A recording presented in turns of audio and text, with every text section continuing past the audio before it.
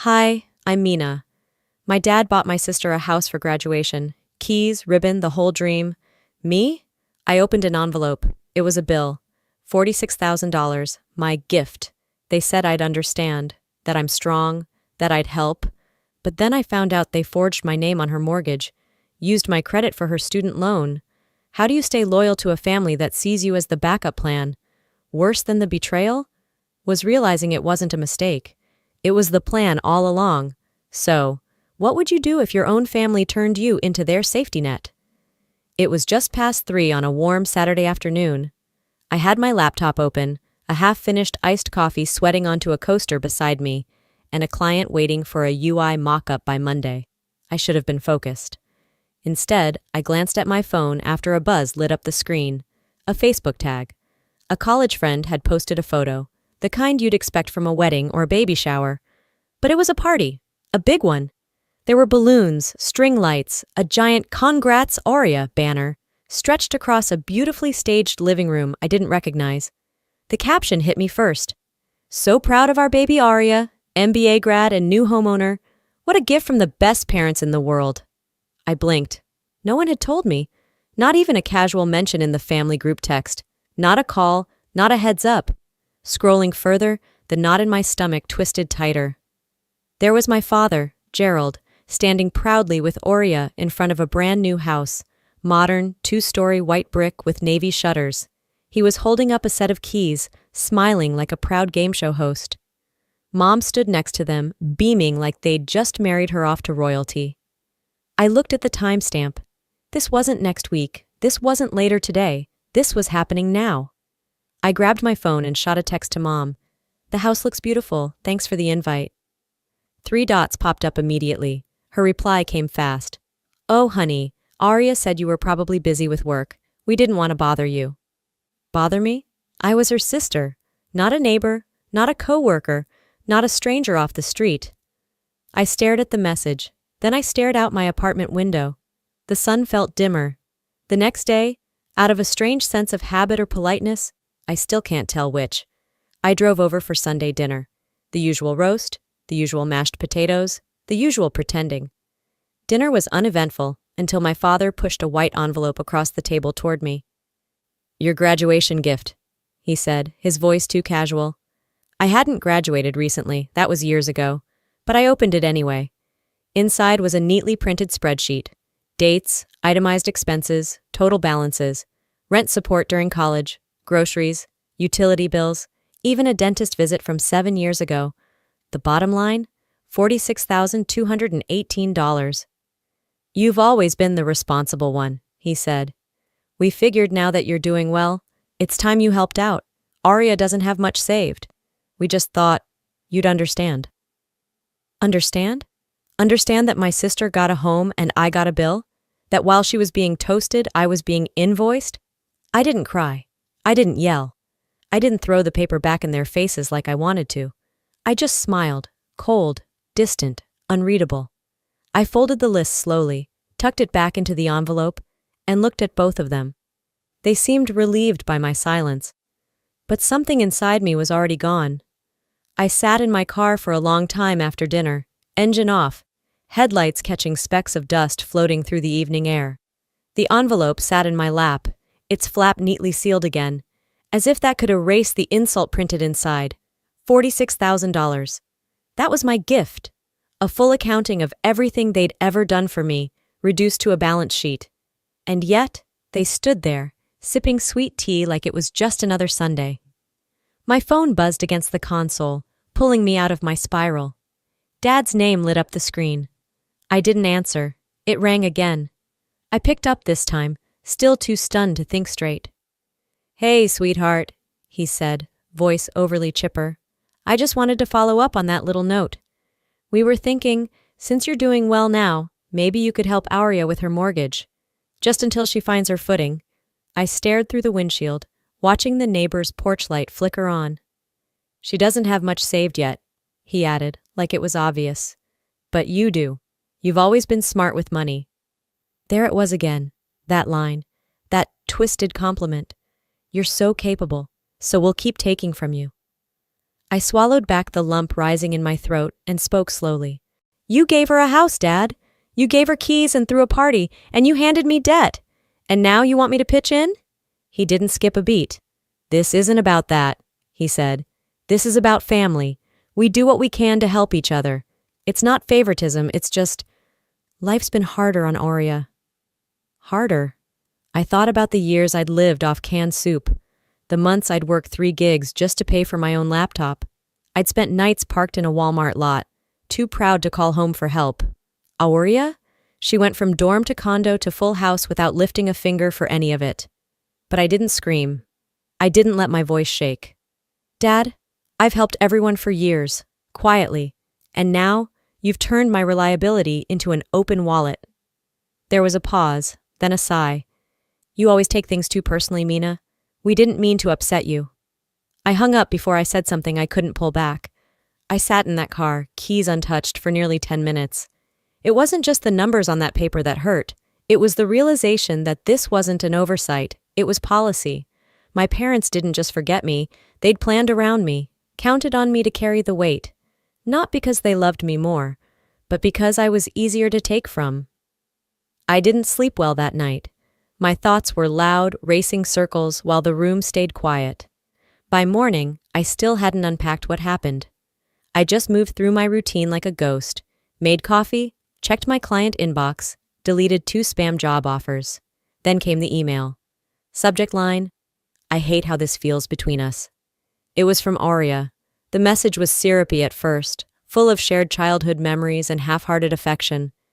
Remember when we used to build blanket forts in the living room? I always felt safer when you were around. But by the 3rd paragraph, the sweetness soured. You've always been the strong one. Can't you just help?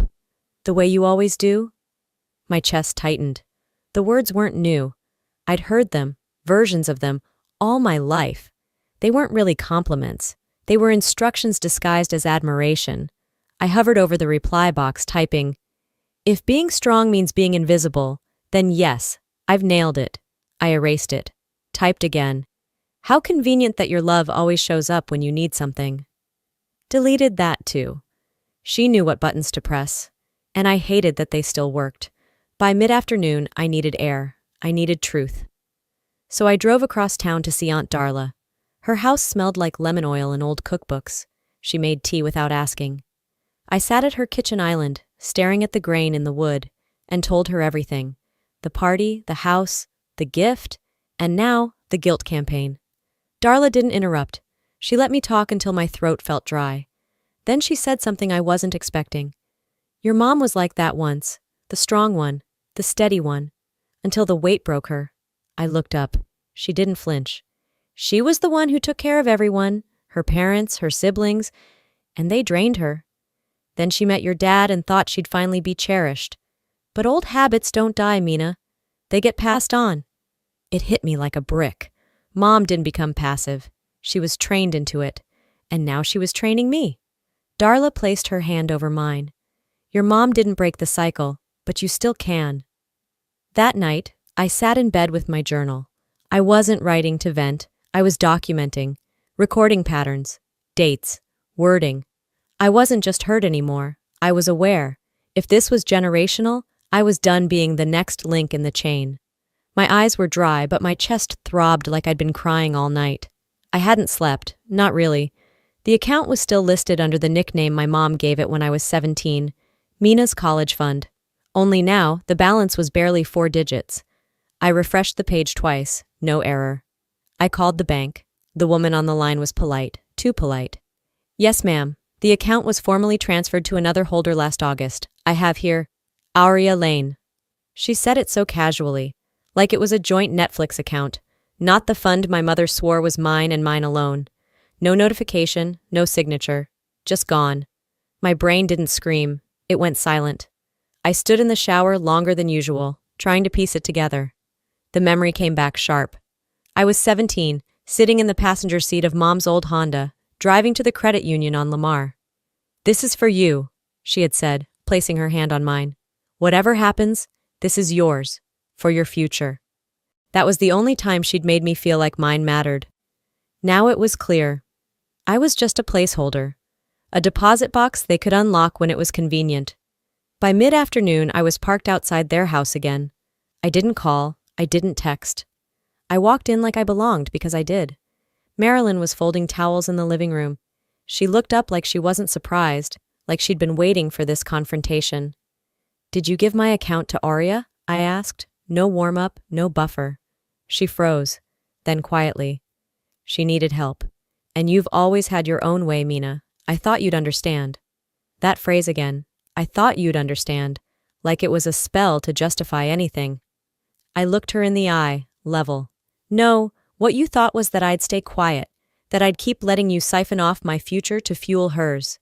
Gerald walked in, arms crossed, eyebrows raised like I was the irrational one. "If either of you takes one more thing from me," I said calmly, "I will take something back, and it won't be words." They didn't argue. Gerald waved me off like a mosquito. But I saw it. A flicker of fear. Not guilt, not remorse, just discomfort. The moment they realized I wasn't bluffing anymore. I left without slamming the door. Drove home with one hand on the wheel, the other gripping that promise I was no longer willing to let them rewrite. Later that evening, I opened my email archive. I searched by keyword, loan. Buried beneath receipts and old appointment reminders was a flagged thread from 4 years ago. Subject, urgent, need help covering balance before deadline. I clicked, and there it was. The email thread opened to a familiar PDF, a credit card statement my mom had sent 4 years ago when she claimed they were in a crisis. She said it was for medical bills. She even mentioned a specialist out of network. I'd wired money the same day, no questions asked. But this time, I actually looked at the document. There it was. A $4,200 charge at West Elm. I froze. Same month Aurea moved into her grad school apartment. Same month she posted a tour of her fresh start on Instagram, including the same beige sectional couch with throw pillows that now haunted my memory. I leaned back in my chair, trying not to shake. They didn't just lie to me. They made me part of the lie. They dressed it up in need and wrapped it in guilt. And I paid for it. Literally. An hour later, I was in my car again. I don't even remember starting the engine. It was like my body moved faster than my thoughts. All I knew was I couldn't carry this knowledge alone. This time, I didn't knock. Mom was in the kitchen sorting mail. She turned, surprised but not apologetic. She rarely looked apologetic anymore. "Was it a good couch at least?" I asked, tossing the printed statement on the counter. She blinked. "Excuse me?" "The $4,200 you told me was for medical bills," I said flatly. "Turns out it bought Aurea a matching set. Sofa, armchair, coffee table. Classy." She looked at the paper, then at me. We didn't have another option. She deserved to feel like she earned something after everything she's gone through. "You mean after everything you've given her?" I replied. Her mouth opened, but I cut in. "You took my help and used it to spoil her. That's not love, Mom. That's theft. You turned my generosity into her entitlement." That's when Dad stepped in from the hallway, scowling like I'd interrupted their peace. "Stop making everything about you, Mina. You've always been so dramatic." I laughed. One sharp, hollow sound. "No, I've just finally stopped letting you use my silence as consent." They stood there stunned, while I picked up my purse. "This is the last time you twist my loyalty into a transaction," I said. Neither of them stopped me. Neither even moved. I walked out without slamming the door. They didn't deserve the drama. They only deserved the distance. 2 days passed in quiet. No calls, no fake apologies. Then a bank alert popped up on my phone. "New credit inquiry. Your name has been used to request a loan."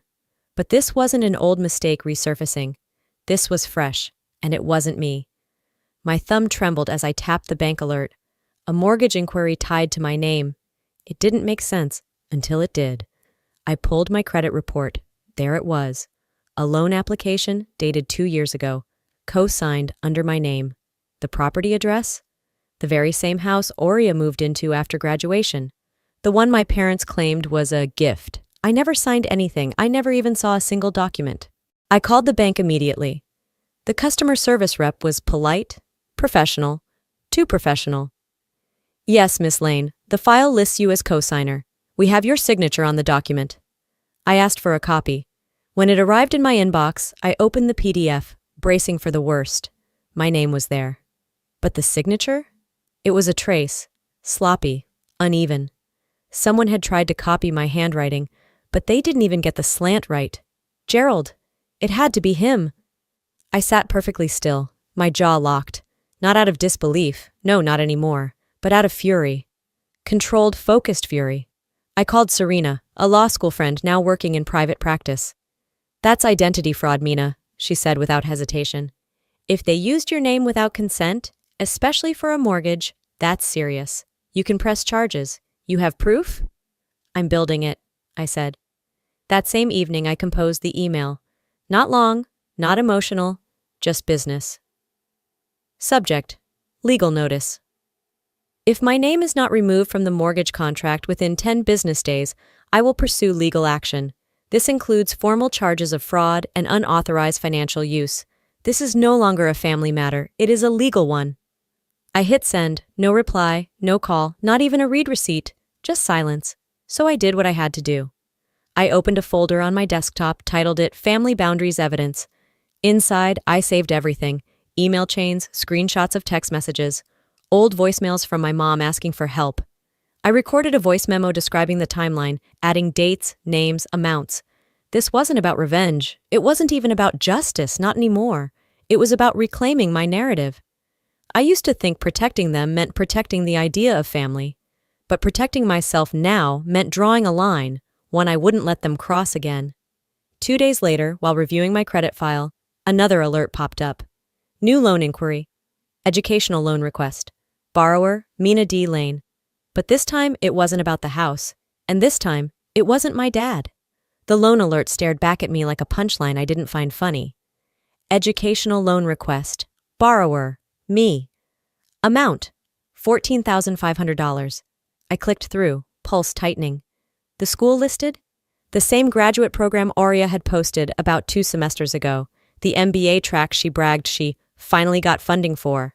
I called the loan provider instantly. The rep was courteous, clueless.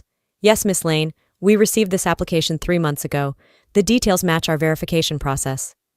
"What email address was used to apply?" I asked, barely breathing. Pause. aurea.lane.alt@gmail.com. I didn't even feel anger at first, just a cold, vacant nausea. The ride to her house felt shorter than usual.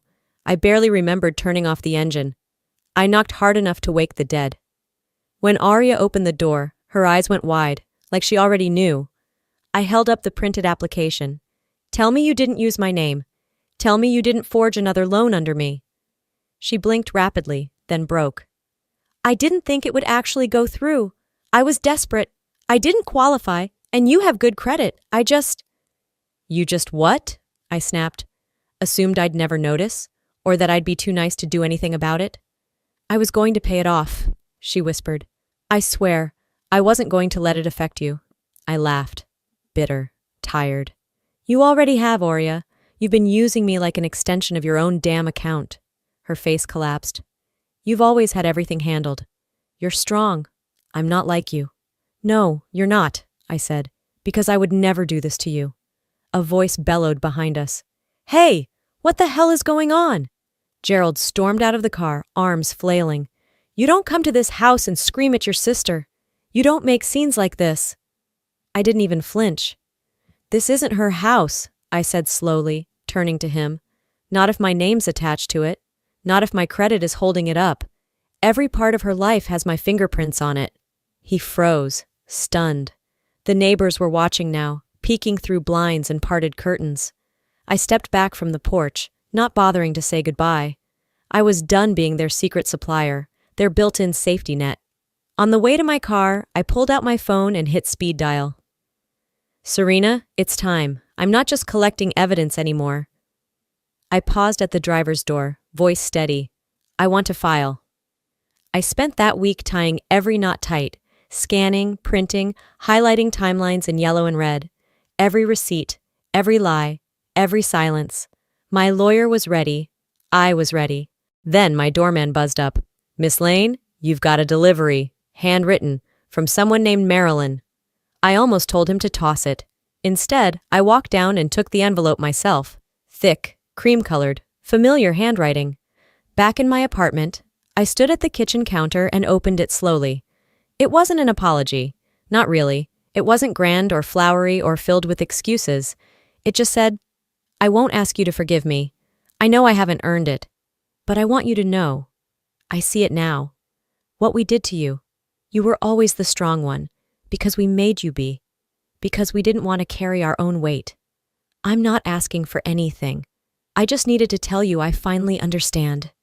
The letter ended without a signature, just her name, scribbled faintly at the bottom like an afterthought. I read it twice. My throat didn't tighten.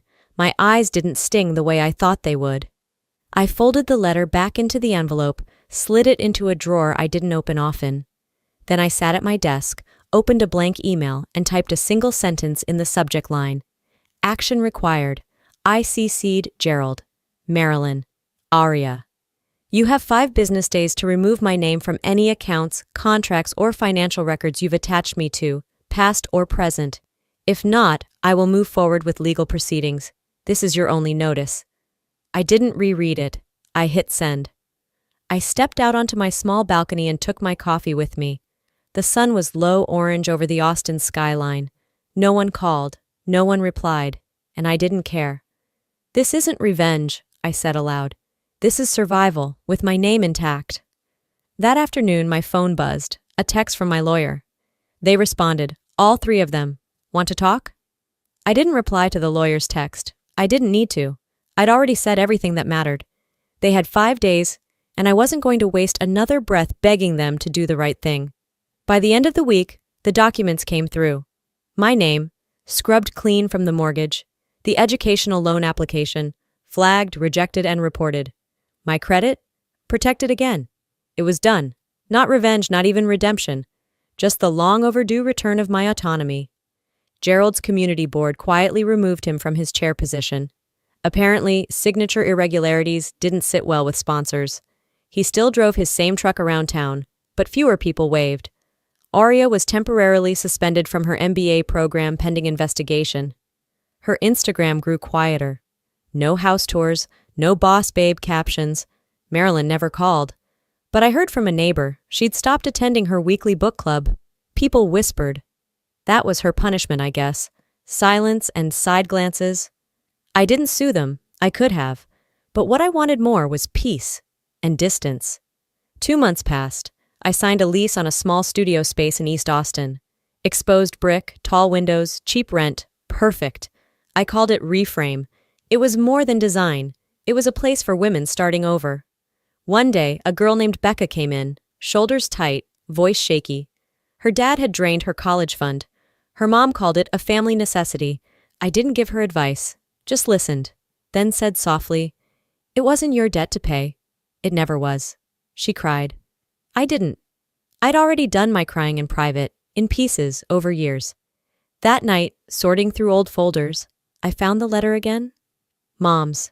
The one she hadn't signed, but had finally written. I read it in full, not flinching this time. I placed it back, shut the drawer. "I forgive you," I whispered, "but I'm not coming home." As I locked up the studio and stepped out onto the quiet street, I realized something. I wasn't walking away from my family. I was walking toward myself. If you've ever been made to feel like the strong one, the responsible one, the one who's supposed to keep it together while others fall apart, please hear me. That is not love. That is labor. Emotional labor. Financial labor. And no matter how quietly it's expected, it weighs just as heavy. You are allowed to say no. You are allowed to walk away. You're allowed to protect your name, your peace, your future. I didn't share this story for pity. I shared it because I know I'm not the only one. Somewhere out there, someone is holding the weight of their entire family and being told it's just what strong people do. Well, strength doesn't mean silence, and loyalty doesn't mean self-sacrifice. So if this story resonated with you, if it made you feel seen in some small way, leave a comment below and drop a 1 to let me know I'm not alone. Or tell me, where are you watching from? If this video didn't sit right with you, I'd still love to hear your thoughts. Let's talk about it. And if you want more real stories like this, raw, honest, and healing, Hit that subscribe button and turn on notifications so you don't miss the next one. Because family isn't always blood. Sometimes it's the people who remind you, you matter too. Thanks for watching. See you in the next story.